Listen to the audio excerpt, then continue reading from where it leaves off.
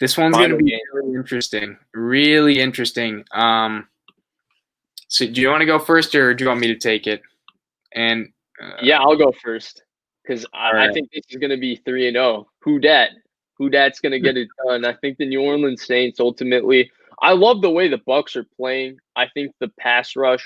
I think excuse me. I think their change in offensive philosophy, getting Yeah. into tighter splits, making sure they're protecting Brady, and then letting him throw the ball from clean pockets has been phenomenal because Brady is still slinging it. He's got a gun. The only problem with Brady is he willing to take hits, and now they're not subjecting him to take hits.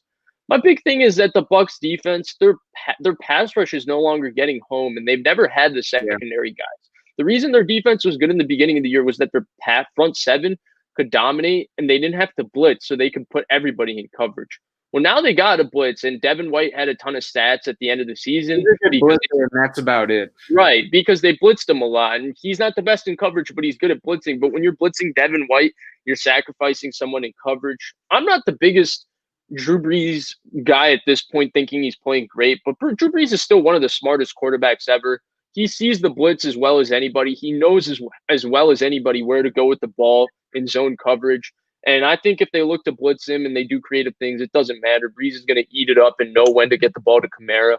Can't guard Mike, look like can't guard Mike, Jared Cook, Emmanuel Sanders. And then I think that the Saints on defense still have the personnel to upset this They Bucks match offense. up well. Right. And They they have have Marshawn Mike Evans Lattimore. stopper. Right. They basically have Mike Evans. We'll see if he catches a pass. I think me and you have said it before, but if Marshawn Lattimore played Mike Evans every single week, he would be the best cornerback in the history of the game. He He'd locked be in the Hall of Fame. They're always beefing. It's a really good rivalry between these two. And I think It's one-sided. with Tom, it makes it more interesting. So, so you had your thing with the Saints. I'm sticking with my team at the beginning of the year that I liked. I was a big on the Tampa Bay hype train in the beginning. I liked their moves, and then getting AB in the middle of the season is starting to pay dividends. He's looking like he's back to being AB, which in my mind was probably the best receiver of the 2010s. I'm trying to think, like Randy didn't play too much in the 2010s, and there's other dudes, right? But like 2015 on, AB's been the best. I think he's been better than Julio, and that might be controversial, but you could argue it either way.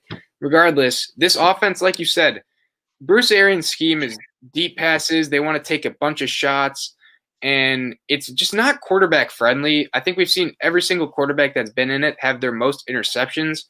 You can remember Andrew Luck on the Colts, Carson Palmer on the Cardinals. Jameis Winston went 30 touchdowns, 30 interceptions.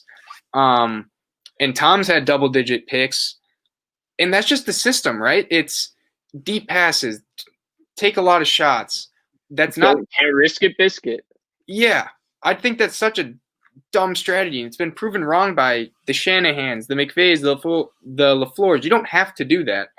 You can dink and dunk your way down. Brady's done it, and then go into play action. They still take some shots, right? Like we maybe have long touchdowns, but doing the short and intermediate passes first, and then building play action into that. I think that's what they've been doing more often, and that's why their offense is actually clicking.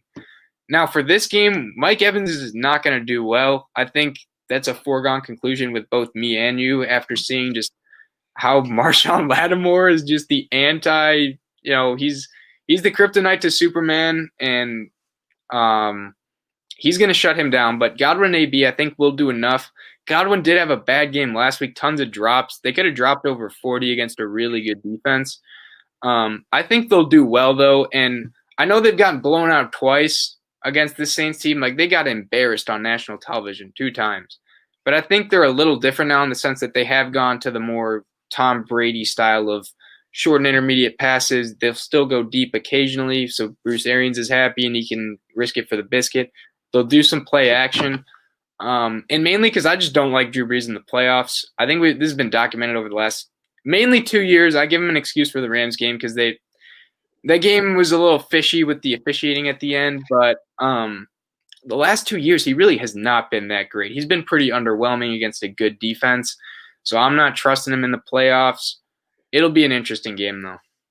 Yeah, what's your score? I got Saints. I'm going to go Saints kind of big here. I'm going to go 35-24. I'm going to say the Saints win comfortably.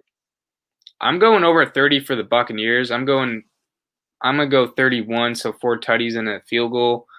I'm gonna go 30 for the Saints. I think it'll be close, maybe a missed extra point, maybe a team settling in the red zone for some field goals. But I'm excited just to see Brees and Brady go again in the playoffs this time. So it's not the regular season where there's another week. Like, it's do or die right now. Who's gonna play out of their minds? Who's gonna show up? Who's not? And I'm trusting Tom. I know he's burned me a couple times against the Saints already in other big games, but give me Tom when it matters most. Brees' arm's done. All right. So, guys,